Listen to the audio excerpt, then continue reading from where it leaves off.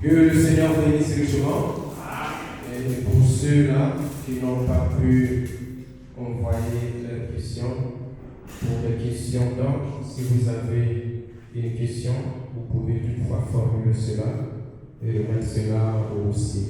Amen. Parce que pendant que nous allons parler, si vous avez une préoccupation, pour éviter que les choses puissent se faire dans le désordre, vous allez noter votre question et donner cela aussi. Voilà pourquoi il était nécessaire que les questions soient envoyées avant. Vous avez insisté tout le temps chaque dimanche afin que chacun de nous puisse envoyer ses préoccupations. Il est aussi dit qu'il n'est pas obligatoire que vous puissiez fabriquer les questions. Si vous n'en avez pas, vous n'en avez pas. Amen. Et si vous avez une question, un chrétien, comme j'aime vous le dire, doit être libre. Vous n'êtes pas en prison. Un chrétien, une chrétienne doit être libre. Si vous avez une préoccupation, vous avez une question, il est important que vous puissiez le soumettre à votre pasteur, que vous puissiez le soumettre au prophète, afin que vous puissiez trouver des éléments de réponse appropriés. Amen. Un chrétien, si vous gardez les choses en vous, vous allez faire du mal à vous-même. Vous ne pouvez pas évoluer dans cette vie chrétienne étant renfermé à soi-même. Vous ne pouvez pas évoluer comme ça. Peu importe la question qui vous préoccupe l'esprit, peu importe votre préoccupation, il est de notre devoir, au moyen de la parole, de vous donner les éléments appropriés. Et l'avantage que nous avons aujourd'hui, nous avons un prophète au milieu de nous. Le prophète Joseph, il est là au milieu de nous. S'il y a des questions que nous avons du mal à trouver des éléments de réponse, nous allons écrire à notre prophète afin que nous puissions avoir des réponses appropriées. En Israël, lorsqu'ils avaient des préoccupations, ils partaient consulter les prophètes. Ils savaient que le prophète était le voyant, c'était lui le représentant de Dieu.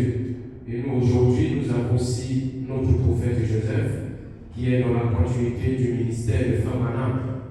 Nous croyons de tout notre cœur que Dieu nous a envoyé Frère Branham et nous a aussi envoyé Frère Joseph. Il s'agit là de nos prophètes que nous aimons. Donc si nous avons des problèmes, d'ailleurs nous l'écrivons et chaque fois il nous répond à nos préoccupations. Que le Seigneur vous bénisse richement. Cette réunion a une importance capitale, surtout pour nous, nos amis célibataires qui veulent rentrer dans le processus du mariage ou qui sont dans le processus du mariage. Et je crois que cette réunion, personne ne devait manquer à cette réunion. Et je crois que ceux qui sont là, ce sont les célibataires qui sont concernés. Et je crois que le Seigneur va vous bénir richement. Frère Branham dit, vous savez ce que nous faisons, nous ne le faisons pas de nous-mêmes. Mais nous devons avoir des assises dans la parole qui nous permettent de faire tout ce que nous faisons. Il est du devoir de chaque pasteur de faire des séances de questions et réponses afin de connaître ce qui préoccupe l'esprit de ses brebis. Frère Branham dit dans la prédication Dieu mal compris, au paragraphe 3, écoutez ceci. Frère Branham dit maintenant, j'ai annoncé pour ce soir des questions et réponses. Simplement, la raison pour laquelle nous faisons ceci, c'est en quelque sorte pour découvrir ce qu'il y a sur le cœur des gens. Est-ce qu'on peut dire amen à cela? Donc la raison pour laquelle nous faisons des questions et réponses, c'est pour connaître ce qui est sur le cœur des gens. Branham continue au paragraphe 4. Je trouve qu'il est très bon pour un pasteur d'annoncer ceci. Cela lui permet de découvrir à peu près ce qui occupe les pensées des gens par des questions qu'ils formulent s'ils en ont. Est-ce que vous écoutez ça? Il est bon pour un pasteur d'annoncer ceci. Cela lui permet de découvrir à peu près ce qui occupe les pensées des gens par les questions qu'ils formulent s'ils en ont. Voilà, on continue. Il dit, je crois qu'il est du devoir de chacun, de nous de faire connaître nos pensées à nos pasteurs et conducteurs spirituels. Est-ce que vous écoutez ça? Donc il est du devoir de chacun de nous de faire quoi? De faire connaître nos pensées à nos pasteurs et conducteurs spirituels. Et tout ce que nous remarquons pour faire en sorte que tout marche bien et sans heurte et dans l'intérêt du royaume de Dieu. Que le Seigneur vous bénisse.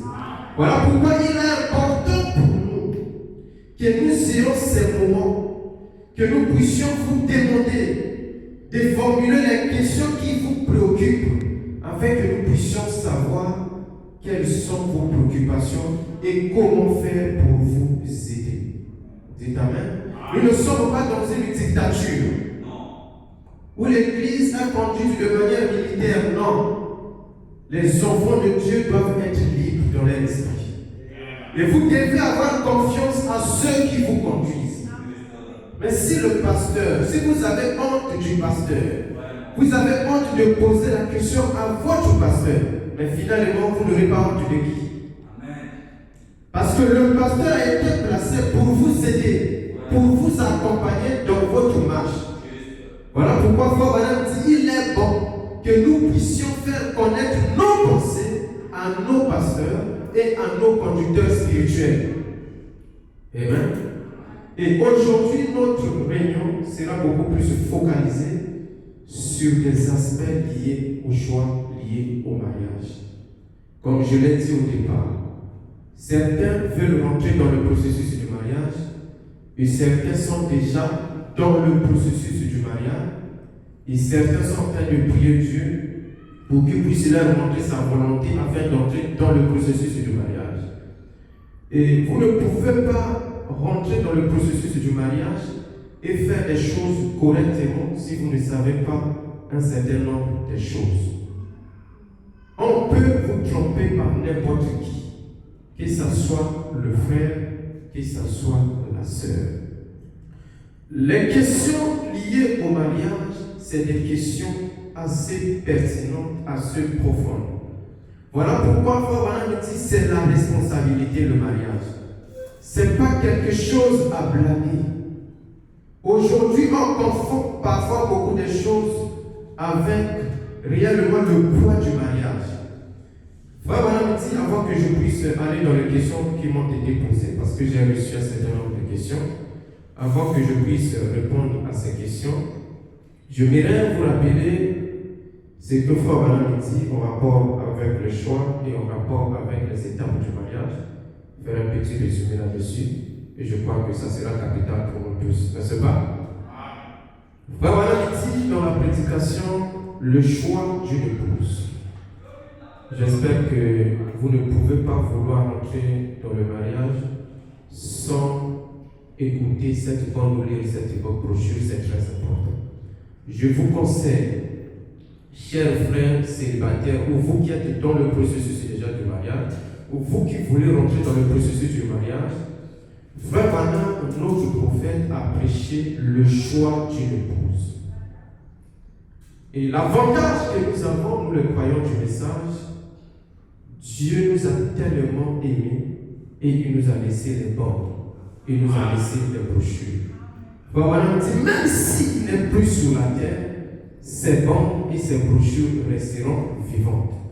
Si nous avons des sérieux problèmes dans le choix, dans le mariage, c'est parce que nous ne faisons pas attention à ce que Frère Branham a dit. Ou parce que nous ne voulons pas consulter ce que dit Frère Branham. Les églises ont adopté des credos. Chaque pasteur a essayé de mettre ses idées à lui en ce qui concerne le mariage.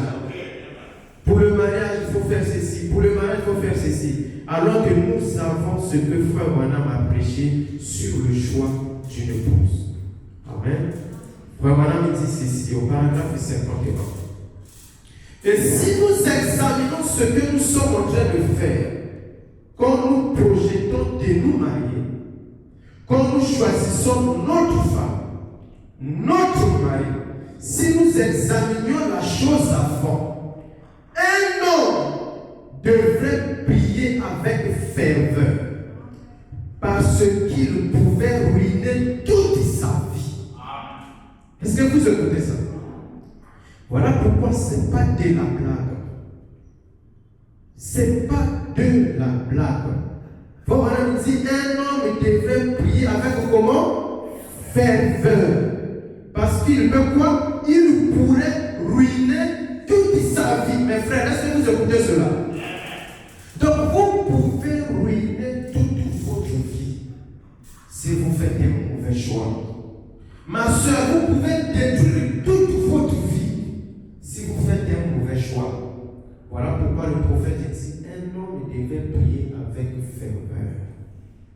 Ce n'est pas le fait qu'un frère est venu, ma soeur, je t'aime, la sœur aussi de Dieu, je t'aime, et voilà, c'est le mariage, c'est fini. Vous devez prier profondément. Vous devez prier profondément. Voilà, nous continuons de dire. Souvenez-vous que ce vœu, c'est jusqu'à ce que la mort nous sépare. il y a des questions en rapport avec le vœu qui sont très très importantes. Et je crois que c'est là la clé. Et c'est là où il y a beaucoup de dégâts aujourd'hui. C'est là où beaucoup de sœurs parfois sont trompées par des frères parce qu'elles ne maîtrisent pas assez la parole. Et beaucoup se sont trouvés dans le piège aujourd'hui parce qu'on n'a pas fait attention. Et la faute aussi nous revient, nous les pasteurs, parce que nous ne prenons pas le soin de vous dire ces choses. Et voilà pourquoi certains tombent dans certains pièges. Amen. Souvenez-vous que ce vœu, c'est jusqu'à ce que la mort nous sépare. Alors, il pourrait ruiner sa vie en faisant le mauvais choix. Or, s'il le sait, qu'il fait le mauvais choix et qu'il épouse une femme qui n'est pas digne d'être son épouse, mais qu'il le fait quand même, alors c'est sa faute. Mon frère, on ne se marie pas par pitié. Le mariage, ce n'est pas par pitié. Ma soeur, on n'accepte pas un frère par pitié. Que non, comme elle a des difficultés, laissez-moi seulement la marier. Même si vous savez qu'elle n'est pas faite pour vous, vous la prenez sur une base qui n'est pas la parole. Ou la soeur vous accepte sur une base qui n'est pas la parole. Frère Branham nous dit, c'est ça. C'est sa faute. La faute ne revient pas à Dieu. C'est sa faute à lui. Si vous, en tant que femme, vous prenez pour époux un homme en sachant qu'il n'est pas digne d'être votre mari, alors c'est votre faute à vous. Puisque vous saviez ce qui est bien et ce qui est mal. Donc, vous ne devriez pas le faire. Écoutez, ceci c'est très important. Vous ne devriez pas le faire avant d'avoir prié à fond jusqu'à exaucement. Est-ce que vous écoutez ça, mes soeurs? Vous ne devez pas le faire avant de faire comment? N'est pas honteux, c'est une réunion entre vous les jeunes. Avant de prier à fond jusqu'à exaucement. Mes soeurs, vous écoutez ça? Donc c'est une question de responsabilité. Le mariage, ce n'est pas une question de légèreté. C'est votre avenir, c'est votre vie. N'entrez pas dans le mariage avec légèreté. Parce que vous pouvez ruiner toute votre vie. Ce n'est pas les belles phrases qu'on pourra vous prononcer et que c'est ça ce qui fera que vous soyez heureuse ou heureux dans votre foyer. Ce n'est pas ça. Vous écoutez? Le genre de femme qu'un homme choisira, de plus ça reflétera son ambition et son caractère. Si un homme choisit la femme qu'il ne faut pas, ça reflète son caractère. Et ce à quoi il se lie montre ce qu'il y a véritablement en lui. Une femme reflète ce qu'il y a dans l'homme qu'il a choisi pour épouse. Cela montre ce qu'il y a au fond de lui. Peu importe ce qu'il déclare, observez quel genre de personne il a épousé. Est-ce que vous écoutez ça? Donc ce n'est pas quelque chose à blâmer. Voilà pourquoi je dis que tous les célibataires devraient être là. Parce qu'après vous donnerez la faute à qui? Il y a des gens qui sont dans le processus du mariage, mais qui se retrouvent dans des situations compliquées parce qu'on n'a pas fait attention à ce que dit Frère Branham. Je vous ai dit, nous sommes bénis. Frère Branham nous a laissé l'héritage, les bonnes et les bouches. Il a prêché le choix d'une épouse. Prenez le temps quand vous serez à la maison. Écoutez cette bonne, réécoutez cette bonne avec beaucoup d'attention. N'allez pas dans la légèreté dans le mariage. Vous allez regretter. Vous écoutez? Voilà, continue en disant ceci. Et ça, c'est très important. Mes soeurs, écoutez ça bien, mes frères, écoutez ça bien. Au paragraphe 62. Bon, car il convient pour un chrétien qui choisit une épouse de choisir une femme qui soit authentiquement née de nouveau, quelle que soit son apparence. Je répète. Car il convient pour un chrétien qui choisit une épouse de choisir une femme très belle. C'est ça? De choisir une femme qui est née dans une famille riche. C'est ça? De choisir une femme qui a beaucoup de diplômes. C'est ça? Nous ne disons pas qu'une femme qui est née belle, une femme qui a des diplômes, c'est une mauvaise chose. Ce n'est pas ce que nous disons. Mais nous devons respecter ce que dit la parole. Si nous voulons réussir dans notre projet de mariage, nous devons appliquer ce que frère Branham dit.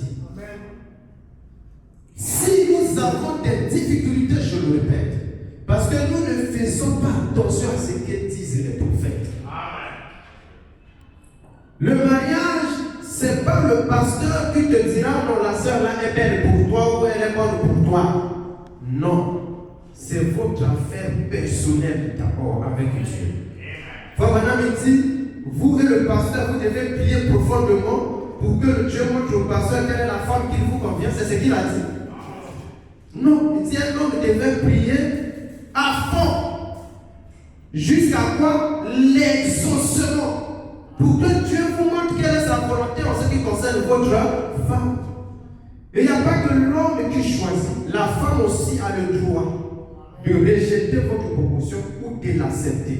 Et pour cela, ma soeur, vous aussi, vous devez prier profondément.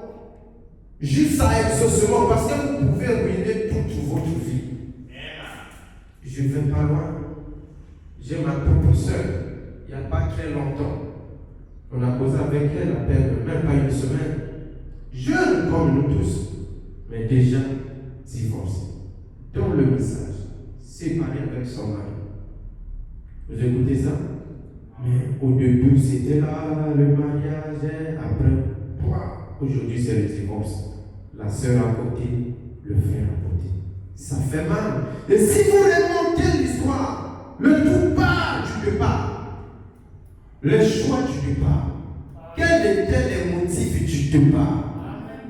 Parce que ce qui commence mal, même si vous donnez une image que ça va bien, ça finira toujours par se détruire. Parce que le fondement de ce choix n'était pas la parole. On ne se marie pas par pitié. Non, vous devez être profondément sûr qu'il s'agit là de votre mari. Il s'agit là de votre femme.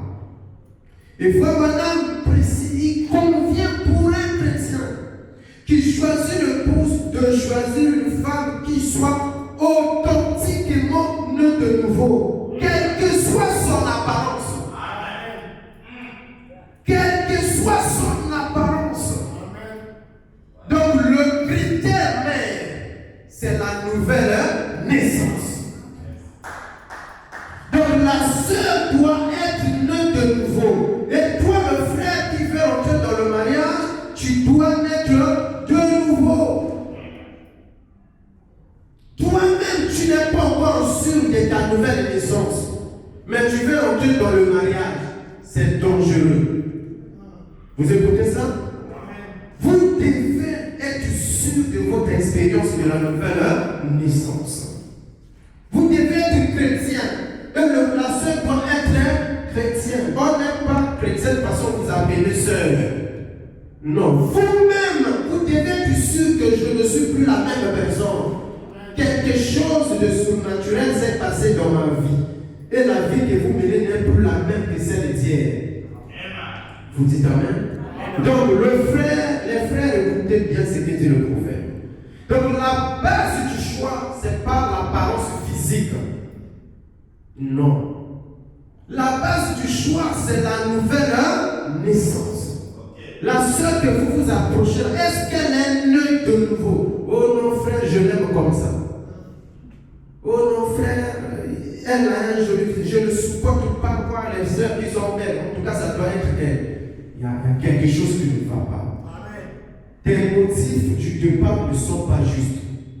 Mes sœurs, n'entrez pas dans le processus du mariage avec un frère sur la base parce qu'il vous trouve belle. Un jour, lorsqu'il y aurait un accident au niveau de votre foyer, tu es en train de crier le poisson, comment on appelle, il saute sur ton visage. Et que ton visage ne soit plus le même que le visage que le frère aimait, cet amour va s'arrêter là. Parce qu'il ne va plus contempler le joli visage qu'il voyait. Si tu as aimé le frère parce qu'il est costaud, il a des bons pieds, il a des bras corrects, mais un jour, si le frère fait un accident, on ne souhaite pas, et que le frère commence à boiter, il n'est plus le même qui était hier, cet amour-là va s'arrêter là. Mais si c'était le caractère divin que vous avez vu dans la soeur ou dans le frère, peu importe ce qui arrivera dans le temps, cet amour ne tarira jamais. Est-ce que vous écoutez? Cet amour ne tarira jamais. Voilà pourquoi Frère Madame nous dit, il convient pour un chrétien qui choisit une épouse de choisir une femme qui soit comment? Exact. Qui soit authentiquement née de nouveau. Quelle que soit son apparence. Écoutez ça, hein? Quelle que soit comment? Son apparence.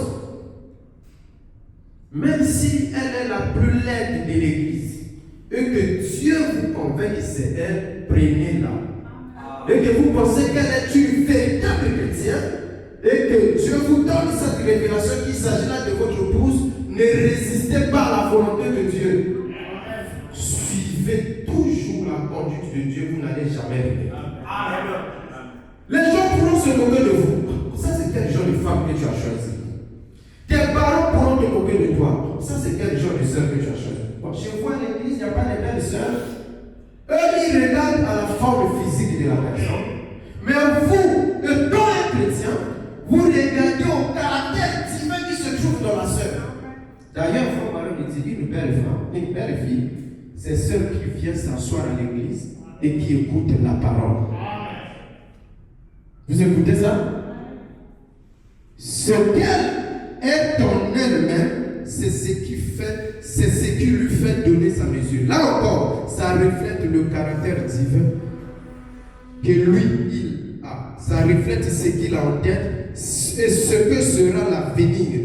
Car sa famille sera élevée par cette femme pour mener à bien les projets qu'il caresse pour l'avenir de son foyer.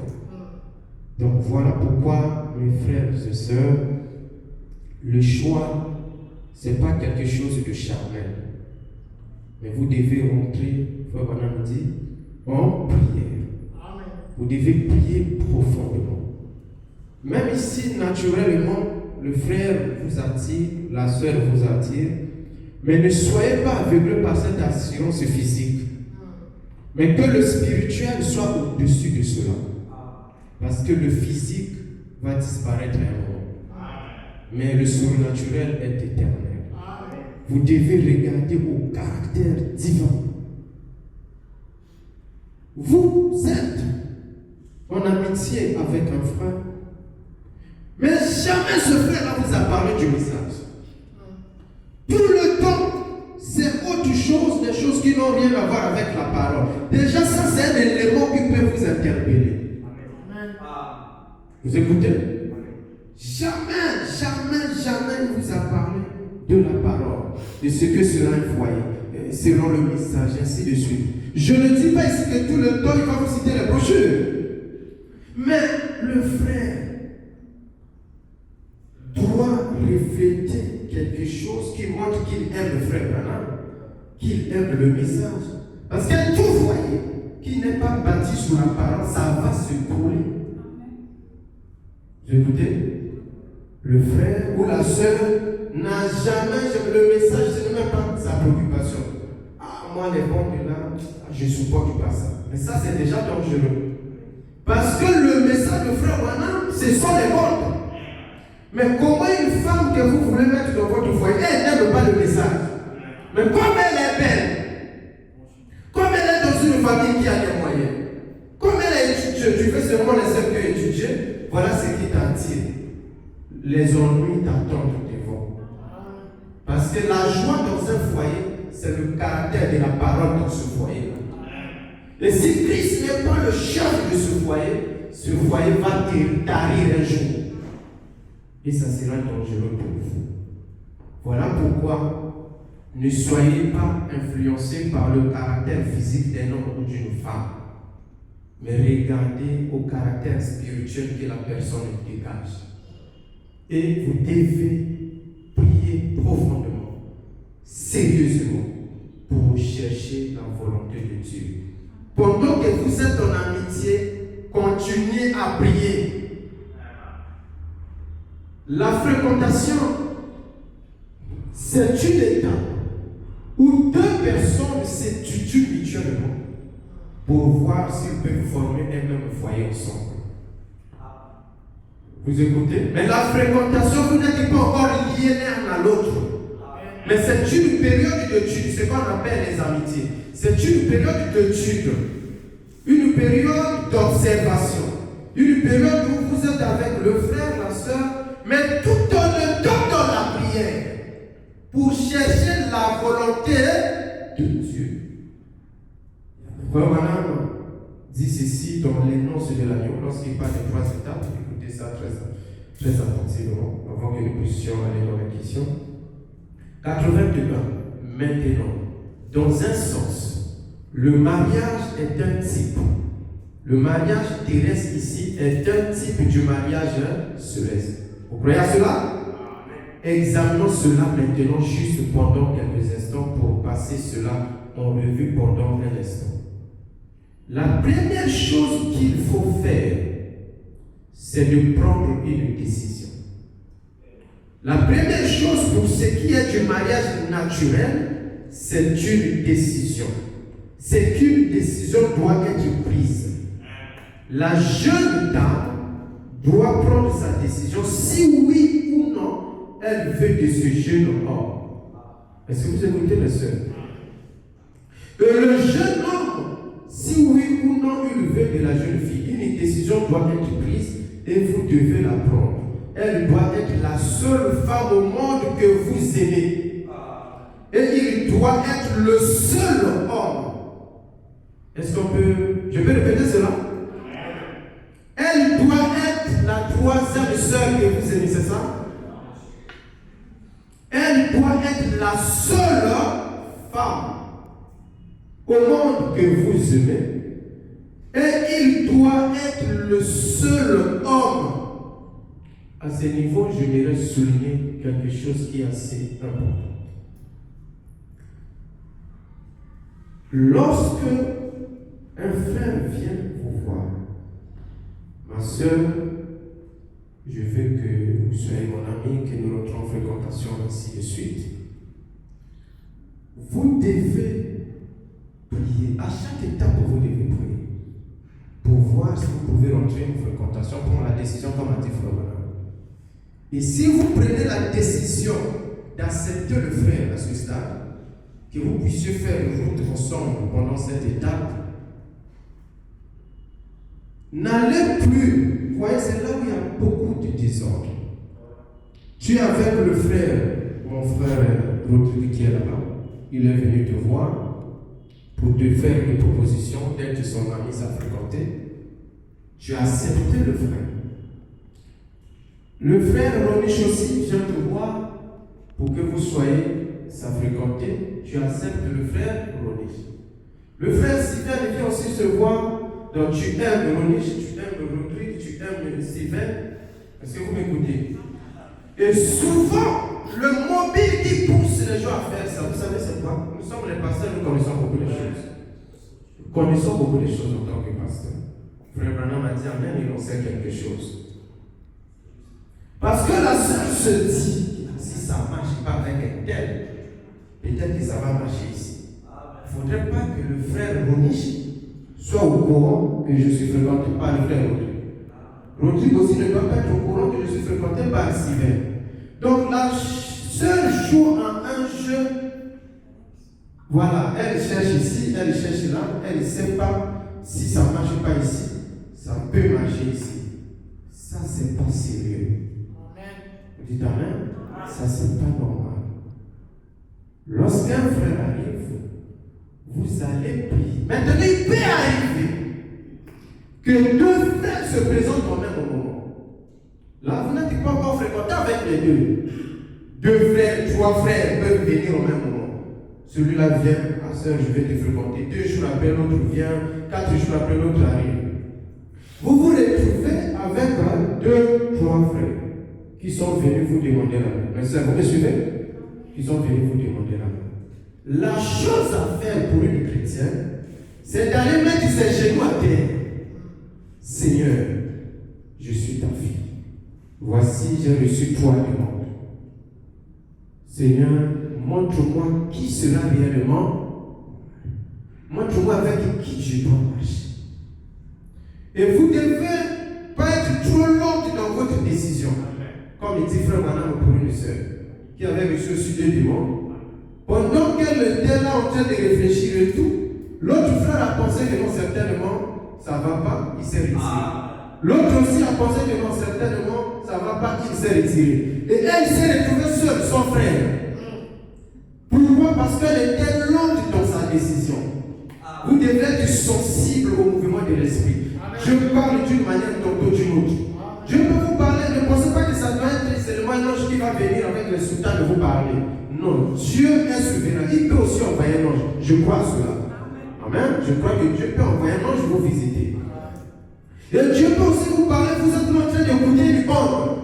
Une citation comme la c'est la réponse à votre problème. Ou vous êtes en communion avec un frère ou une soeur. Dieu l'utilise pour vous parler. Donc Dieu parle d'une manière, tantôt d'une autre. C'est à vous d'être sensible au mouvement de l'esprit. Vous écoutez? Donc vous ne devez pas être trop lente dans la décision. Mais vous ne pouvez pas gérer, ça c'est la vie des païens. Gérer tout un carcan des frères. Et quand vous êtes avec, et c'est ce qui fait que beaucoup de téléphones, les gens sont en mode avis, en mode silence. Parce que lorsqu'ils causent avec le frère Rodri, parfois c'est le frère Rodri qui appelle. Mais elle ne peut pas répondre. Parce que si elle répond, ça sera compliqué. Et après quelques temps, c'est le frère, parce que chacun veut écouter des bonnes choses de la part de sa soeur. Mais pendant qu'elle est en train de dire, excusez-moi, j'entends mon frère Ronich, là-bas, frère Sylvain aussi a besoin d'entendre le même mot de la part de la soeur. Mais il va entendre ça comment alors que la soeur est d'abord occupée par le frère Ronich. Et après, le frère Rodrigue va entendre ça comment alors, ainsi de suite. C'est pas trop bien pour nous les chrétiens. Dites Amen. La vie chrétienne, c'est le sérieux. S'il y a des gens sérieux, ça doit être les croyants du message. Le mariage, c'est une question de responsabilité. Pendant que je parle, chacun se connaît. Chacun déjà connaît ce qui est dans sa pensée, ce qui se passe. Vous ne pouvez pas mettre des frères en compétition ou des sœurs en compétition, surtout des frères. C'est très dommage. La sœur X, c'est son ami. La sœur Y, c'est son mari. La sœur. Il faut maintenant dire, elle doit être la seule femme que vous aimez au monde. Il doit aussi être le seul homme que vous aimez au monde. Mais si tu es les 10 sœurs à la fois, ça sera la bataille. Et ici, nous ne croyons pas aux esprits qui consistent à mettre des sœurs en conflit. Yo, nous ne croyons pas à ces bêtises. Nous, c'est le sérieux. Le message nous enseigne le sérieux. Si des frères viennent à la foi pour vous fréquenter, c'est une grâce que vous avez reçue de recevoir beaucoup de gens à la fois. Allez-y prier. Mais dans votre prière, n'ayez pas déjà des idées préconçues. Est-ce que vous écoutez?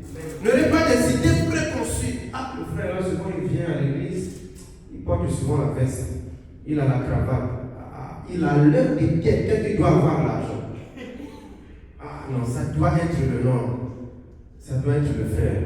Mais mes frères, laissez-moi vous dire une chose. Il y a des gens que vous voyez là venir parfois en chemise et simple à l'église. Mais parfois il est le plus riche de l'église. L'apparence ne doit pas vous tromper. Oh non, le frère est venu en voiture. Non, ça doit être le frère. Et ne jugez jamais. Ça c'est très important. fils de Dieu par le temps présent. Ne jugez jamais un chrétien parce qu'aujourd'hui il n'a rien.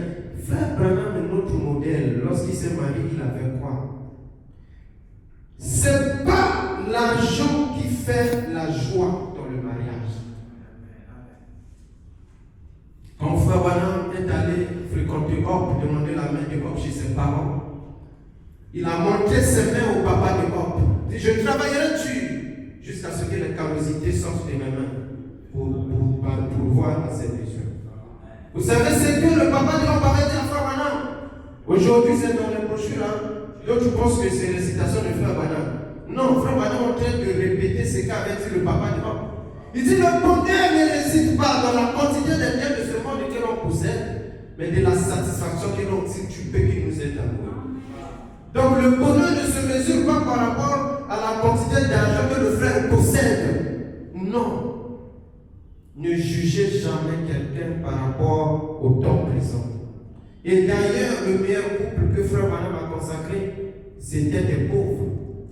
Ils n'avaient rien, mais ils vivaient en amour. Mieux vaut manger peu, mais être dans un foyer où l'amour règne, où la paix règne, où la joie règne, que de manger beaucoup dans un foyer où c'est des bagarres tous les jours. Voilà pourquoi frère Branham a insisté, dit qu'elle doit être authentiquement comment? Née de nouveau. Et le frère aussi. Pourquoi frère Branham n'a pas insisté sur les biens? Parce que la nouvelle naissance, c'est la clé. C'est ça le fondamental. Et souvent, il y a une expression qu'on utilise que le frère Branham, c'est ABC. Argent, beauté, corpulence, d'autres ont ajouté voiture, maison. Il y a beaucoup de choses qui se passent que nous entendons. Que non, le frère doit être beau, il doit avoir l'argent. N'a pas l'air de dire à ma brochure. Dans les relations, si le frère a dit à l'école du Toyoka, il va bien play. Non. Le frère doit avoir les moyens. Permettez-moi pour une histoire personnelle, parce que c'est important aussi. Quand je suis allé voir le pasteur pour fréquenter mon épouse, je ne travaillais nulle part. J'étais étudiant, mais je m'organisais aussi. Parce que aussi, on ne doit pas condamner les sœurs. Beaucoup de frères aiment le mariage, mais ils ne sont pas responsables. Toi, tu veux le mariage, mais tu ne fais pas ce effort. L'argent, même si vous vendez l'eau, c'est de l'argent. Même si vous vendez le charbon, c'est peu importe ce que vous faites. Mais si ça peut vous générer les revenus pour soutenir ton foyer, c'est la chose la plus importante. Quand je suis allé voir le pasteur, je le faisais, j'étais étudiant encore, je crois bien, j'étais déjà en 5e année, si je ne me trompe pas. Le pasteur m'a répondu, je crois bien, frère Branham sait quelque chose. Et moi après, parce que ma femme, c'est la première fille de mon pasteur. Quand je suis allé voir le pasteur, je suis venu au voir. Il avait le visage coupé comme ça. C'est bon, c'est pour la fréquentation. C'est bon, je te réponds dans un mot. Ah, il a voyagé. Et en voyageant, il a pris sa fille, il est parti avec sa fille. J'ai attendu 1 mois. J'ai appelé le diacre, le président du diacre. Ah, mais moi, j'avais le soir avec le pasteur. Je vais savoir un peu la suite. Il dit non, c'est bon, tu peux aller, c'est bon, tu peux aller. Oui, je ne faisais rien à l'instant. 3 mois après la fréquentation, c'est là où mon arrêté est sorti. Vous écoutez? Mon arrêté est sorti 3 mois après la fréquentation. Et si la sœur avait refusé parce qu'à l'instant T, le frère, c'est un chômeur, il ne fait rien, c'est un pauvre type. On devrait parler autre chose après. Mais ici, je n'encourage pas que les frères qui veulent se marier doivent rester comme ça. Parce que je m'organisais et j'avais, c'est pas un secret, j'avais déjà plus d'1 million dans mon compte, mais étant chômeur. Ce n'est pas une doctrine que je veux ici que les gens doivent avoir des millions parce que les gens, c'est facile de mal comprendre. Je suis votre pasteur, je dois vous dire la vérité. C'est amen. J'avais, parce que c'est pour vous montrer que je m'organisais. Étant célibataire, Et quand le pasteur a permis, 3 mois après, et voilà. Donc, la responsabilité veut que celui qui veut se marier puisse aussi. Frère Branham m'avait montré, il avait dit, je vais travailler dur. Et Frère Branham, notre prophète, il y travaillait. Vous êtes d'accord avec moi? Il y travaillait. Il se battait. Donc, un frère qui veut aussi s'engager dans le mariage, il peut faire des encadrements à domicile. Peu importe ce qu'il fait, l'argent n'a pas de nom. On ne dira pas que les 10 000 là, c'est les 10 000 du fonctionnaire. Les 10 000 là, c'est les 10 000 du commerçant. L'argent n'a pas de nom. Et tous, nous ne sommes pas payés à être des fonctionnaires. Non. Faites ce que vous pouvez faire pour avoir le nécessaire. Amen. Donc, ne regardez pas aux apparences, mais regardez à ce qui est intérieur. Voilà, vous continuez. Et une fois que vous avez pris la décision, donc la décision, vous acceptez de faire route avec ce frère dans la fréquentation. Et une fois que vous avez pris la décision de le faire, alors viennent les fiançailles. Ça, c'est à l'autel qu'on le fait. Vous devez prendre un engagement pour que cette union soit possible. Et c'est pareil pour l'Église de Christ. Il faut qu'il y ait un engagement envers Christ, un serment, un engagement, une histoire d'amour. Et alors, l'étape suivante, c'est de se faire des promesses. L'un et l'autre doivent se faire des promesses. Ça, c'est important. Donc, une fois que vous avez pris la décision d'être en fréquentation avec le frère, d'être en fréquentation avec la sœur, après avoir prié, vous devez prier, Église. Priez, n'entrez pas dans ces choses avec légèreté. Vous pouvez ruiner toute votre vie. Ne permets pas, ma soeur, qu'un frère puisse vous tromper ou mon frère, qu'une soeur puisse vous tromper. Soyez vigilants. Le mariage, après le salut, la meilleure des choses que Dieu puisse donner à un homme, c'est quoi? C'est la femme. Donc, ce n'est pas quelque chose de simple. Après la décision, on rentre dans la seconde étape. C'est l'étape des promesses. C'est l'étape des vœux. Ce qu'on appelle par les fiançailles. Et c'est là, je vais souligner quelque chose d'assez important. Une fois que vous êtes d'accord, vous êtes parti voir la sœur, même si la sœur est d'accord avec vous, le frère Joseph, dans beaucoup de lettres, qu'il a donné des réponses en rapport avec les fiançailles et les fréquentations, frère Joseph dit c'est exclusivement réservé aux parents. Ce sont les parents de la femme qui doivent dire si oui ou non vous devez faire route avec leur fille. Ce n'est pas au pasteur de décider. Voilà pourquoi on a dit beaucoup de gens. C'est pas au pasteur de décider que non, attends encore, le pasteur te fait traîner pendant 7 mois, 9 mois. Ce n'est pas l'affaire du pasteur.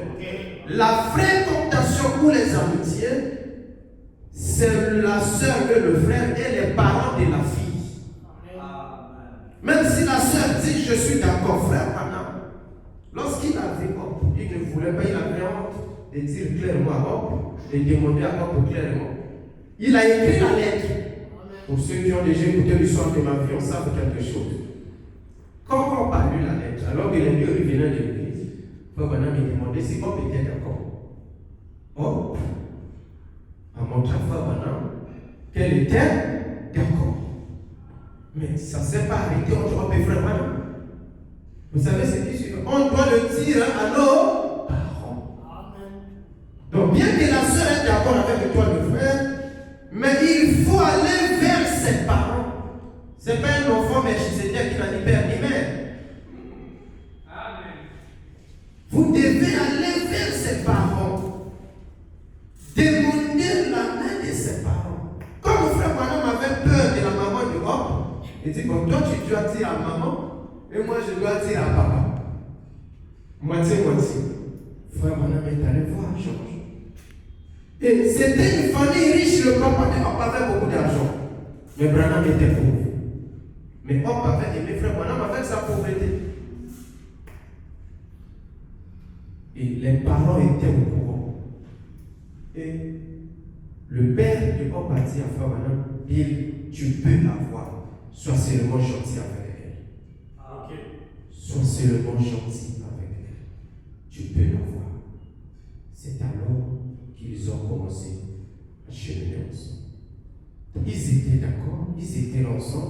Frère Branham devait décider. Frère Branham dit, parce que vous ne pouvez pas être là en amitié avec une fille de Dieu pendant 6 mois, 5 ans, sans la dire clairement quels sont les motifs que vous avez envers elle.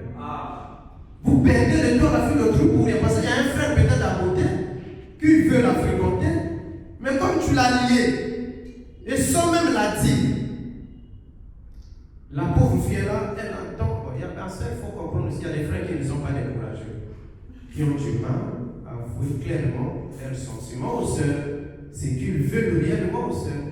Mais mes frères, si vous ne pouvez pas parler, écrivez au moins la lettre comme frère Branham. Ça sera la parole. Parce que frère Branham a écrit la lettre. Mais mes sœurs, ne faites pas comme une sœur avait fait quelque part. Pendant que le frère lui a envoyé la lettre, le frère sort de l'église comme ça, il voit le groupe des sœurs devant. On train de lire la lettre, le frère ressort, on train de se taper les mains, on train de lire. Ah, il lisait la lettre. Alors le frère, depuis ce jour, a fui l'église. Le frère a fui l'église. Parce que les sœurs faisaient tout ensemble, ils lisaient la lettre ici. Et ils lisaient la lettre. Ne faites pas ça. Le frère n'est peut-être pas courageux, il est timide, il vous envoie la lettre, lisez la lettre avec un esprit chrétien et allez-y prier.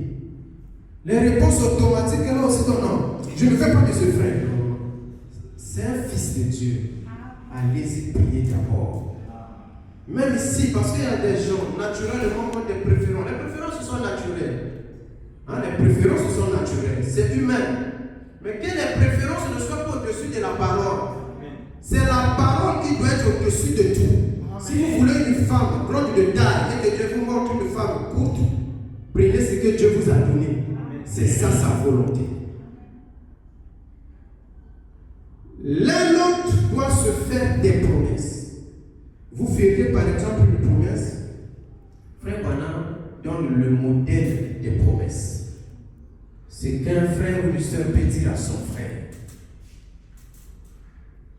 Il y a la fréquentation. Une fois que vous êtes d'accord, comme je vous l'ai dit, la fréquentation c'est une étape où 2 personnes s'étudient mutuellement pour voir s'ils peuvent vous former le même foyer. Une fois que vous êtes d'accord, avec toujours l'accord des parents, il ne faut pas l'oublier. Ma soeur, tu as accepté un frère, 2 mois, 3 mois, 4, vos parents ne sont pas au courant. Et le frère t'emmène même dans les vœux. Tes parents ne sont pas toujours au courant. Mais le jour où vous allez dire aux parents que le parent dit non, mais c'est le fils à ton oncle. Vous allez faire quoi? Non, parce que vous êtes déjà qui? Vous avez géré ça avec votre pasteur là-bas, les parents ne sont pas au courant. Et après, on vous dit, mais vous êtes parents, c'est votre cousin. Mais qui vous a induit en erreur? C'est le pasteur et vous-même. Voilà pourquoi c'est pas en fait que les prophètes nous disent que le mariage, c'est l'affaire des parents. C'est les parents qui doivent accepter. Si vous pouvez faire route avec ce monsieur, il peut arriver, ça c'est très important, que vous partez voir les parents et que les parents au premier plan résistent. Ça c'est aussi un aspect très important. Et non, on ne veut pas y faire. Il y a une question que les parents me posent. Il fait quoi le monsieur? Les parents aiment cette question. Votre ami là, il fait quoi, votre frère? Comme on avait posé un pasteur qui est parti fréquenter une soeur, la maman de la soeur a posé la question au pasteur. Oui, dis-moi, tu fais quoi? Le pasteur lui a dit, je suis pasteur. Il dit, oui, je sais. On dit le fait que tu es pasteur. Tu fais quoi? Oh non, quoi? Ma fille va se m'entendre de ma bonne. Ah non, non, non. Moi, je ne te donne pas ma fille. Parce qu'il y a des parents qui ont des motifs qui veulent que leur fille puisse se marier avec quelqu'un qui a déjà les moyens. C'est leur droit en tant que parent de penser ainsi. Mais comme vous êtes des chrétiens, si le parent, déjà le motif, comme ce n'est pas lié à le parent, votre prière peut briser ça. Parce que c'est un motif qui n'est pas le message. Les parents veulent, parce que les raisons qu'ils lui donnent, vous voyez que les raisons ne sont pas le message, par des prières. Des Seigneur, j'aime ce frère. Seigneur, j'aime ma soeur. Fais quelque chose. Et les parents finiront toujours par accepter si cela est la volonté de Dieu. Parce que leur motif n'était pas fondé sur la parole. Mais si le parent aussi c'est un frère et qu'il a la femme assurant que vous n'êtes pas encore né de nouveau, un vrai parent vous dira, si le petit mon fils, va d'abord chercher la nouvelle naissance. Si réellement tu l'aimes, comme le frère Branham avait fait au mari de Rebecca, à Georges, va d'abord chercher le Saint-Esprit. Il n'est pas dit que si le frère n'a pas le Saint-Esprit, tu refuses. Non. Tu demandes au frère d'aller chercher le Saint-Esprit. Frère Branham l'a fait, les prophètes sont nos modèles. Est-ce que vous voyez? Si réellement vous aimez la sœur, elle vous dit que mon frère, pour le moment, je cherche d'abord la nouvelle naissance. Si réellement tu l'aimes, tu attends, n'est-ce pas? Attends qu'elle soit née de nouveau. Ce n'est pas contre la parole. C'est pas contre la parole. Si elle vous dit non, mon frère, je ne suis pas encore prête. Je suis en train de chercher encore la présence de Dieu dans ma vie. Et qu'au plus profond de toi, tu sais que c'est elle. Dieu ne trompe pas, n'est-ce pas? Soyez juste patient. Vous finirez par la voir. Il y a des gens qui ont eu des révélations de leur femme alors qu'elle était encore un peu plus petite. Mais la personne a attendu jusqu'au moment voulu. Et effectivement, c'était elle. Donc Dieu parle. Mais si réellement vous êtes convaincu que c'est Dieu qui vous a parlé, mais vous devez attendre. Parce que vous écoutez, vous devez attendre. Écoutez ce qu'il faut maintenant. L'un d'entre et l'un et l'autre doivent se faire des promesses. Vous feriez par exemple une promesse. Chérie, si tu veux bien m'épouser, je promets d'être loyal et fidèle. Je ne regarderai aucune autre femme ou je ne regarderai aucun autre homme. Je ferai tout ce qui est de mon devoir de femme. Si nous avons des enfants, je ferai tout ce qui est de mon devoir de mère. Je serai une femme au foyer.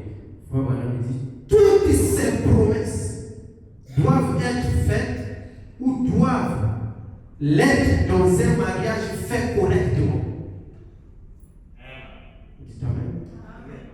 Honnêtement, quand je suis arrivé à l'étape des vœux avec ma femme, c'est sur base de ça. C'est ce que j'avais pris. J'avais formulé mes vœux par rapport à ce que Frère Branham dit ici. Et c'était sur base de ça que j'avais formulé mes vœux.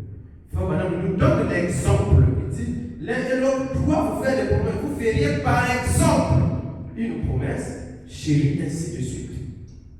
Mais avant d'arriver là, ça c'est le chemin de nord et tout. Ça, je le répète, c'est le chemin de nord et tout. Une fois que ces vœux-là sont faits, c'est jusqu'à ce que la mort vous sépare. Et ne le faites pas. Si vous n'êtes pas sûr qu'il s'agit là de votre femme, si vous n'êtes pas sûr qu'il s'agit là de votre mari, ne le essayez pas. Vous allez regretter. Et ne le faites pas aussi en cachette avec un frère quelque part. Vous êtes tellement aveuglé par l'amour que le frère vous projette, alors on vous emmène dans un peu. Bon, maintenant là, le mariage c'est continué, Dieu, on peut faire les vœux. Alors que les parents ne sont même pas au courant. C'est une erreur. Voilà pourquoi aujourd'hui on se retrouve avec beaucoup de frères et sœurs qui sont déjà liés. Parce qu'on avait fait attention à ce que dit frère Branham. Peu importe l'amour qu'a le frère envers vous, s'il vous plaît, je vous en supplie, par l'amour de Dieu. Ne vous engagez pas dans les vœux n'importe comment, sans avoir au préalable la révélation de Dieu qu'il s'agit là de votre mari, qu'il s'agit là de votre femme. Même s'il vous dit, ma soeur, je t'aime comme aucune personne au monde ne t'a aimé, même mon amour envers toi dépasse l'amour de tes parents. Tu brilles comme la lune, peu importe ce qu'il va vous dire, s'il vous plaît, ne soyez pas aveuglés par ça. Je te donnerai tout au monde. Lui-même, il n'a même pas acheté, il n'a pas pu acheter une chemise à sa mère. Ne soyez pas aveuglés par n'importe quoi. Pour cela, même si vous avez vécu 10 ans, avant de le dire, il a le droit de vous refuser et d'épouser une autre femme. Nous croyons ce que disent les prophètes. Notre absolu, c'est le message. Notre absolu, ce n'est pas quoi que ce soit qui c'est le message. Ce que dit Frère Branham, c'est ce que nous devons appliquer. Voilà pourquoi, mes sœurs et frères, ce n'est pas la blague, c'est le sérieux.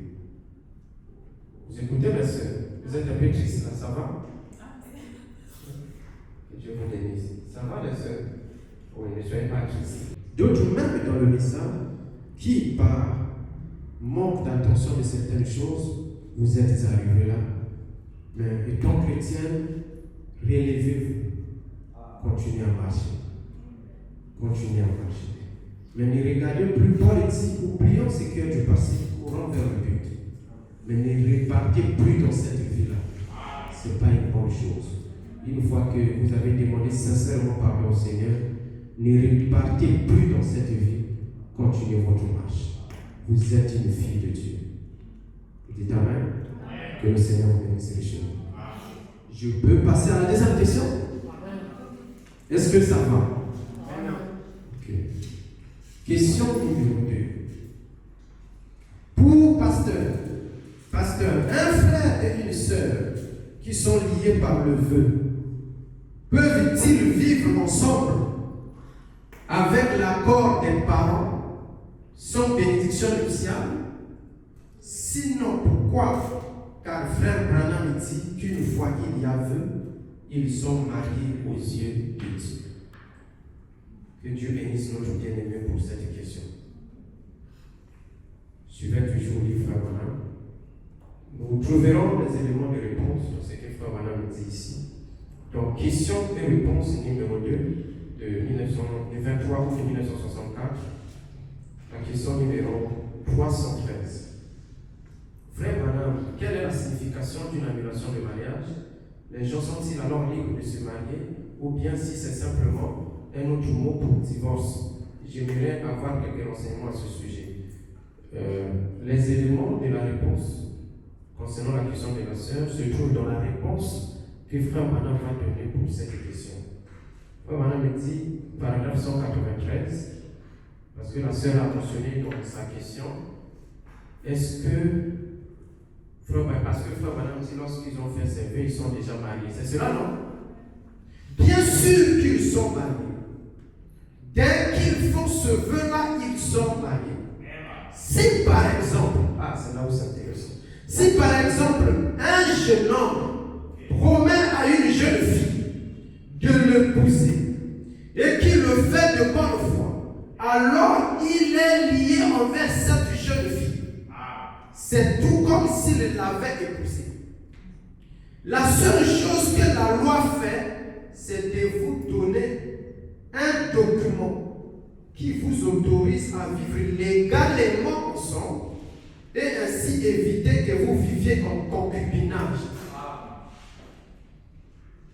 Lorsque le frère Kama promet à la sœur Salem et que la sœur Salem accepte, frère Branham dit aux yeux de Dieu, nous sommes comment?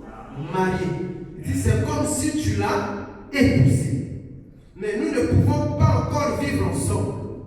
L'accord des parents intervient, les parents donnent leur autorisation que vous puissiez vous marier avec leur fille. Il y a des parents même qui n'acceptent pas la dot, mais qui vous autorisent que non, même son dot, tu peux la prendre. L'autorisation des parents fait loi. Mais cette autorisation-là n'est pas la fin du processus du mariage. Vous écoutez? L'accord des parents n'est pas... Nous sommes des chrétiens. Le mariage appartient à la maison de Dieu. Nous sommes des chrétiens. Une fois que les parents donnent leur accord, donc vous pardonnent, après ce stade, même jusque-là, pour l'État, vous n'êtes pas mariés. Pour l'État, vous n'êtes pas encore mariés. Parce que le mariage, selon le temps, c'est l'officier d'état civil, le maire, qui doit le faire, ou le sous-préfet ailleurs.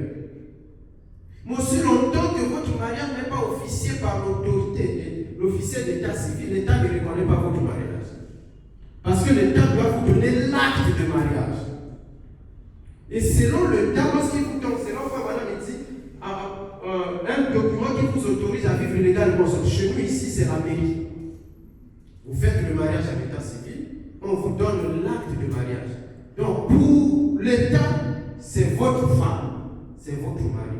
Et vous pouvez maintenant vivre ensemble. Ça, c'est l'État. Mais pour nous, l'Église, il y a la cérémonie qui doit se faire parce que jusque-là, tu n'as pas encore porté le nom du frère. C'est après cérémonie que la sœur prend son voile, comme était Famana, met sur le port du frère. Désormais, c'est celui-ci qui devient quoi? La tête, l'autorité. Et la sœur porte maintenant le nom du frère. À ce moment-là, vous pouvez aller vivre maritalement ensemble. Mais le vœu ne vous permet pas, même si les parents donnaient leur accord, de vivre ensemble. Et c'est parce que je suis clair là-dessus. Le vœu ne vous autorise pas de vivre ensemble. C'est le processus continu. Mais vous devez poursuivre jusqu'à la fin. Parce que le mariage doit être officié par un ministre, dit la parole. C'est le ministre, soit en parlant, soit en appuyant par une bande. Il indique que c'est ton nom. Donc on peut célébrer votre mariage par la bande, parce que ça existe. Ou le pasteur peut parler au Brahman et tabernacle, je vous l'ai dit. Le mariage a été célébré par la bande, et le mariage a été célébré aussi sans bande. Vous dites amen. Donc si le frère veut que son mariage soit célébré par la bande, ça se fera, et ce n'est pas contre la parole.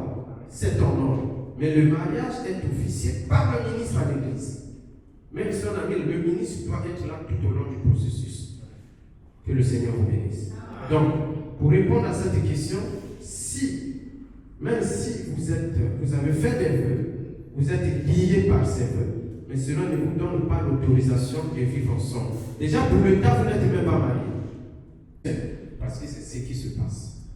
Si un frère, pendant que vous êtes en fréquentation, cherche déjà à coucher avec vous, permettez-moi l'Assemblée mixte, sous prétexte que vous serez sa femme, ne l'acceptez jamais. Si le frère commence à faire des avances pour qu'il puisse déjà vous connaître, même vous embrasser, il faut avoir l'habitude, ne le faites pas jusqu'à ce que le voile qui couvre son visage ne soit coupé. Une fois que le voile qui couvre le visage de la sœur n'est pas ôté, il ne vous est pas permis même de l'embrasser. J'espère que je suis clair là-dessus. N'acceptez jamais qu'un frère vous embrasse parce qu'il va vous épouser. C'est mal, ce n'est pas la parole. Sous prétexte, non, tu seras mon épouse, tu seras la mère de mes enfants, tu seras ceci, tu seras cela, tu es la reine des reines, tu es ceci. N'écoutez pas ces parties-là. C'est mal ce qu'il veut faire. N'acceptez pas ça. Et si le frère vit seul, n'allez pas dans sa maison pendant qu'il est seul. Vous courez un risque. Vous êtes humain, ne l'oubliez pas.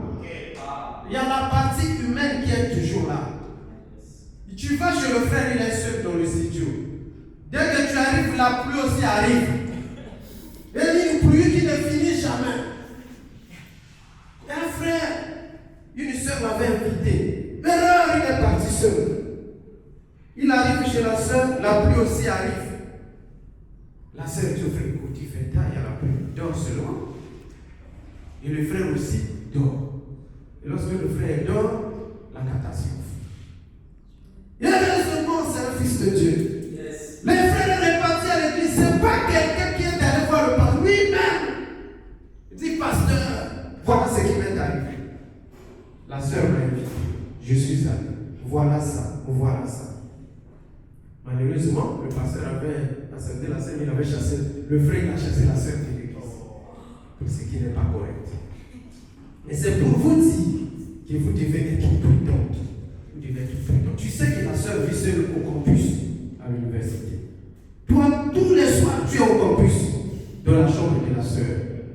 Mais c'est dangereux. Voilà pourquoi il y a des mariages où on consacre 3 personnes. Père, Fils et Saint-Esprit. Donc on consacre le père et la mère, il y a aussi l'enfant qu'on consacre au même moment. Parce qu'il y a déjà, parfois même les jumeaux, il y a déjà la grossesse. Pourquoi? Parce que vous n'étiez pas prudent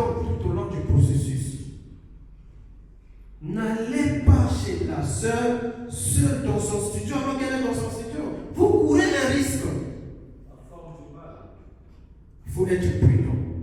Mais une fois qu'elle est fiancée à vous, elle devient votre femme, elle peut venir faire certains travaux. Mais elle n'est pas toujours maritalement, vous ne pouvez pas dormir ensemble. Vous écoutez? Il ne vous est pas permis de faire certaines choses.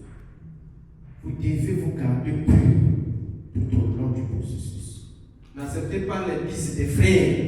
Oh non, mais tu seras ma femme, non? C'est juste la bise. Non, n'acceptez pas ça. Oui, je serai ta femme, mais pas maintenant. Frère Branham dit, ne le faites pas jusqu'à ce que le voile qui couvre son visage ne soit ôté. Ça, c'est un détail important que j'allais vous dire. Je sais que beaucoup se retrouvent déjà dans ces choses-là. Mais ne les faites plus. Ce n'est pas la parole. La seule chose que la loi fait, c'est de vous donner un document. Elle me donne la copie des vœux. Après, le pasteur prie pour nous. Ça, c'est ce qui se fait dans les églises. Et comme dit Frère Joseph, chaque pasteur a le droit de faire les choses selon la conduite que Dieu lui donne. Mais quant à nous, nous faisons selon ce que le message nous dit. Les vœux, Frère Branham le dit, ce n'est pas devant le pasteur qu'on le fait. Vous lirez nulle part. Là où Frère Branham a fiancé les gens. Frère Joseph le dit, qui c'est entre le monsieur et la femme et Dieu. Frère Branham aussi le dit. Donc le vœu, c'est entre. Si le frère Moniche pense qu'avec la sœur Appel, ils vont faire leur vœu ici, devant la chair, ce qui est en ordre, ils vont le faire. S'ils pensent qu'ils peuvent aller le faire sous un arbre, quelque part, dans un milieu propre, correct, selon eux, peu importe le lieu, comme dit Frère Joseph, ou l'endroit, c'est le vœu qui vous lie ce que vous faites devant Dieu. Ce n'est pas le lieu que vous lie, mais c'est le vœu que vous faites l'un à l'autre qui vous lie devant Dieu, et non le bâtiment. Voilà, je crois avec Hope, ils étaient passés sous un arbre, si je ne me trompe pas. C'est sous un arbre. Donc ça peut être à l'église, ça peut être quelque part, mais ça doit être fait selon la parole. Et ce n'est pas au pasteur de vous emmener quelque part dans son bureau. Et d'autres même, la sœur confesse même devant le pasteur. La sœur confesse ce qu'elle a fait devant le pasteur avant que le pasteur puisse le fiancer. Ça, c'est ce qu'eux ils font. Et nous devons toujours respecter tout le monde. Respecter les pasteurs. Ils ont le droit de faire selon la conduite que Dieu leur donne. Et nous aussi, nous avons le droit de faire ce que les bons nous disent. Amen. Parce que nous n'allons pas aller à l'encontre de ce que le message nous dit. Et c'est la même chose avec la confession lors du baptême. On fait des confessions dans les eaux du baptême devant celui qui vous baptise. Et c'est ce qui, tous ici, sinon on a cassé totalisé ici, on nous a baptisés comme ça. Mais en réalité, Frère Branham ne faisait jamais ça comme ça. On ne confesse pas devant la personne qui vous baptise. On confesse ses péchés devant Dieu. Et sur base de votre confession, on vous baptise dans l'eau.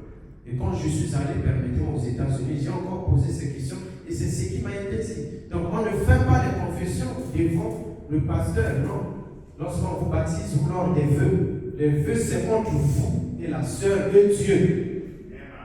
Peu importe l'endroit, comme le dit la parole, que ce soit ici, devant la chair. Vous pouvez venir ici un samedi, vous deux, vous venez ici, vous faites vos vœux ici, et ça sera en ordre.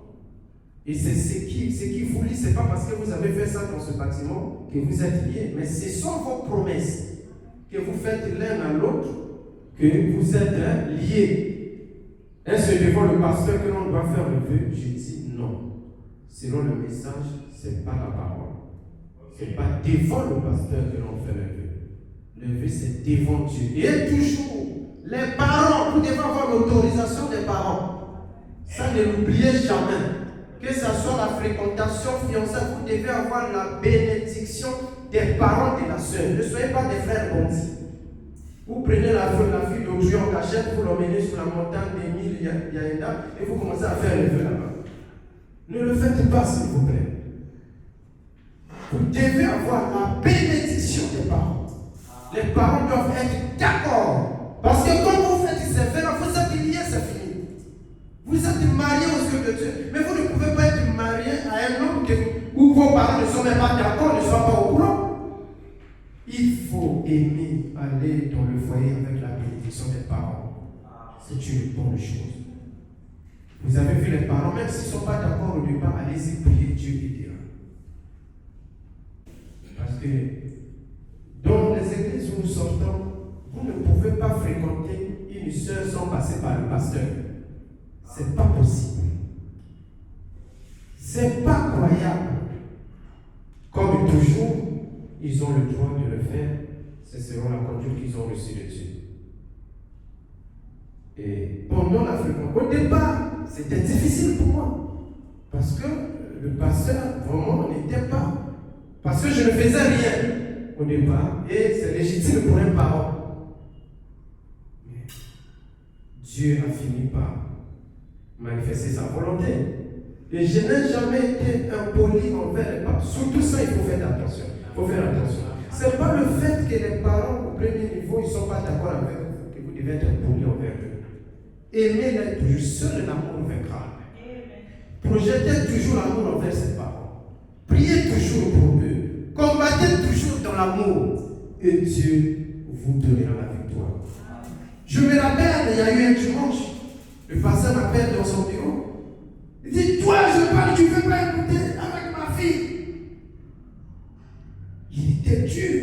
Et il me parle là devant le président de Jack et des administrateurs. Je le prends témoin. J'étais calme. Tu sais, l'amour faisait tellement, était tellement arrivé à un niveau. Et c'était difficile d'abandonner, même s'il avait dit, il faut arrêter. Mais vous savez, il finit de parler. Il sortait pour aller quelque part. Il était souple. Parce que est-ce que je peux vous accompagner? Il dit, tu peux venir. Je l'ai accompagné. Parce que j'étais toujours poli. Un jour, il vient là. J'étais chez lui. Et la soeur, Salem, mon épouse, m'a accompagné. Après, elle a fait un tour, elle est allée chez son père. Pendant qu'elle partait, le pasteur replace à la maison. Il dit, mais où est votre grande soeur? Oh non, il avait. Parce qu'on a vu seulement elle accompagner le frère. Mais la suite, on ne connaissait pas. Ah, c'était la guerre. Le matin, j'arrive chez le pasteur. Ma belle-mère me dit, ah, mais ici là, c'est compliqué, voilà. Le pasteur est où? Il est à Diri, il est parti là où il construisait sa maison. Mes frères, je l'ai suivi. Dès qu'il me voit de loin, toi là, toi tu blagues avec le feu? Tu blagues avec moi? Il parlait, j'ai avancé poliment. Non, pasteur, c'est pas ça. Ah non, toi tu ne veux pas entendre. Il y avait un vieux qui était là à côté, père son âme, il est déjà mort. Il dit, petit, tu as bien fait en venant ici. Tu as bien fait. Est-ce que vous voyez? Toujours politesse. Quand vous aimez, vous devez être poli. Vous devez être respectueux envers les parents de la sœur. Même s'ils ne sont pas d'accord. Ah, papa, je suis venu juste pour dire bonjour, papa. Que Dieu vous bénisse. Papa, le petit là n'entend pas. Et au fur et à mesure, vous êtes poli, vous êtes respectueux, il va commencer à vous aimer sans se rendre compte. Lorsqu'il vous voit plus dire, mais petit, ça fait un peu longtemps, là. Pourquoi tu viens plus me dire bonjour? Là, ça commence à rentrer déjà. Vous devez avoir des stratégies, être poli, respectueux. Et déjà, un chrétien doit être poli. Une chrétienne doit être respectueuse. Comme comment on appelle? Les parents du frère ne veulent pas de vous, alors vous commencez à faire de cette mère-là votre rival. Ne le faites pas. Aimez-la et Dieu vous donnera la victoire. Amen. Si vous en épousez un autre après avoir été tenu de faire ça, alors en tout cas, à partir de maintenant, vous vivez dans l'adultère. Amen. Et remarquez, c'est la même chose pour un jeune homme qui promet à une femme de l'épouser. Vous voyez comment c'est sérieux? Donc si vous faites autre chose, vous êtes tenu. Vous vivez disons dans l'adultère après avoir promis à la sœur que vous allez l'épouser. Vous voyez notre sœur venir à l'église. Oh, ce visage-là, je n'ai jamais vu. Oh là là, Seigneur, elle était où celle-là? Vous abandonnez votre sœur. C'est maintenant la nouvelle qui arrive. Vous êtes, si vous l'épousez, vous vivez dans l'adultère. Les adultères n'hériteront pas quoi? Vous vivez dans l'adultère. Voilà pourquoi ma soeur, soyez prudente, mon frère, soyez prudent. Voilà, quand il dit, ne faites surtout pas de feu à qui que ce soit, à moins d'avoir réellement l'intention de vous y tenir. Est-ce que je peux le répéter? Ne faites surtout pas de feu à qui que ce soit, à moins d'avoir réellement l'intention de vous y tenir. Souvenez-vous, voilà la référence de la Bible. Pour appuyer ça, Joseph avait promis à Marie de l'épouser. Et Dieu a dit que c'était. Donc c'était déjà fini. Joseph était. Voilà pourquoi quand Dieu est venu voir Joseph, en songe, il a dit quoi? Ne refusez pas Marie, ta femme. Parce qu'aux yeux de Dieu, ils étaient mariés. Et je reviens à une bonne question qui m'a été posée, la 4e question. On va vers la fin. Dans Exode 22, 16, il est dit: si un homme séduit une vierge qui n'est pas sa fiancée et couche avec elle, il lui payera sa dot et lui prendra pour femme. Verset 17. Si le père de la fille refuse de lui accorder, il payera en argent la valeur de la dot des vierges. De ce fait, ma question est la suivante. Pour nos frères du message qui déshonorent les sœurs, ne devrait-il pas payer la dot de ses sœurs? Pour un frère et une sœur du message qui exerce dans le domaine de la santé, plus précisément en tant que gynécologue obstétricien, serait-il normal pour ses frères et ses sœurs de faire leur travail en menant des consultations de planification familiale à ces femmes qui n'ont pas le désir de maternité ou qui désirent tout simplement espacer ces grossesses en leur proposant des méthodes contraceptives et même de les administrer pilules, injections, implants? Une très bonne question. Comme toujours, je vais vous répondre par rapport à ce que dit Frère Branham. Question-réponse numéro 4 du 30 août 1964. Question. Approuveriez-vous le contrôle des naissances? C'est la question qui a été posée à Frère Branham. Frère Branham dit non, je ne peux pas l'approuver. Non, monsieur. Vous voyez? Mais il y a une autre réponse à cela. Question et réponse numéro 3, le jour du 30 août 1964. Que pensez-vous du contrôle des naissances? Pourquoi dans la première question, Frère Branham dit n'approuve pas cela?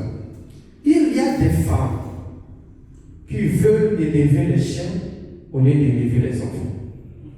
Donc, elles n'ont, surtout les blanches, elles n'ont plus de désir même d'avoir un enfant. Non. Elles préfèrent vivre avec un chien, une chienne ou un animal que de lever les enfants. Et ça, c'est contraire à la parole. Dieu a conçu la femme, a créé la femme pour que la femme puisse mettre au monde. Mais si elle refuse de faire ce pourquoi Dieu l'a faite, pour commencer à élever les animaux à la place, cette façon de faire est contraire à la parole. Mais il peut arriver que dans ce couple, qu'il y a des problèmes liés à la santé de la mère. Ça, Frère Branham me répond comme ceci. Que pensez-vous du contrôle des naissances? J'en ai eu quelques-unes comme ça dans les entretiens de ce matin. J'aimerais mieux parler avec vous personnellement sur ces choses. Vous voyez sur ces choses-là, parce qu'il y a des mots et des choses que je dois dire. J'aimerais mieux les dire sur le mari et la femme. Il y a une possibilité de le faire d'une façon correcte. Je dirais aussi ceci.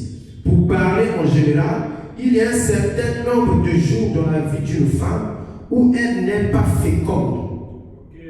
Vous comprenez? Très bien. Pourquoi maintenant? Il arrive qu'un enfant, ça tuerait une femme. Si elle avait un bébé, ça la tuerait. On veut faire attention à ça aussi. Vous voyez? Donc faites très attention à ça. Vous voyez, il s'agit là de donner la vie. Et c'est pour ça que vous avez été placé sur la terre. Si votre femme est maladive et qu'elle un enfant, ça la tuerait, je ne ferai pas ça. Je ne pense pas que le Seigneur veut que vous le fassiez. Vous n'avez qu'à venir me voir personnellement à propos de ces choses, que ce soit discuté en entretien privé, que je vous en parle personnellement. Vous voyez, alors je pourrais ressentir. Donc, les contrôles de naissance que les gens font pour éviter d'avoir des enfants et élever les animaux, ça c'est contre la parole. Mais si c'est lié à des problèmes de maladie et autres qui peuvent mettre la vie de la femme en danger, ça c'est autre chose. Et sur ce, comme on a dit, ça doit se faire en entretien privé parce que chaque femme, les cas ne sont pas les mêmes. Si vous êtes dans cette condition, il serait souhaitable que vous veniez me voir et pour le cas précis, si nous pouvons consulter le prophète à ce propos, nous le ferons afin que cela puisse vous donner une réponse appropriée. Donc pour des femmes qui viennent vous voir, si vous êtes médecin, je vais répondre, pour que vous puissiez donner des pilules, les implants pour qu'elles ne puissent pas avoir des enfants, alors qu'elles doivent avoir des enfants, elles ne sont pas malades et tout, ça c'est contre la parole. Surveillez le caractère parent dans la vie de la sœur ou du frère. Et il y a des questions que vous pouvez poser en rapport avec sa vie chrétienne, en rapport avec son expérience avec le Seigneur, mais ne soyez pas influencés par le physique, cela vous posera raison. Même si le frère n'a pas les moyens, mais c'est un fils de Dieu. Ce qui fait la joie dans le mariage, ce ne sont pas les moyens, c'est le Saint-Esprit dans ce foyer-là. Et c'est ce qui fera votre joie. Les moyens, Dieu donnera d'un moment à l'autre. Amen. Et enfin, j'ai une dernière question. Ça n'a rien à voir avec le mariage. J'aimerais savoir pourquoi les répétitions n'auront plus lieu à l'église. Ça me choque un peu du fait que je ne vois aucun mal là-dessus. Est-ce que nous devons copier tout ce qui s'est passé au Branham Tabernacle? N'est-ce pas le fanatisme? Que Dieu bénisse celle ou celui qui a posé la question. Comme je vous disais, c'est votre droit de poser des questions qui vous préoccupent. Vous ne me verrez jamais ici me fâcher parce que vous avez posé une question. Même si elle est pour moi, c'est votre droit de le faire. À cette question, je vais vous dire ceci. Cette église, il s'agit là de l'église des mondes. Notre pasteur, c'est William Branham. C'est lui notre pasteur. Le pasteur, c'est lui, parce que c'est lui qui nous enseigne. C'est lui qui nous prêche tout le temps. Nous avons pour modèle frère Branham.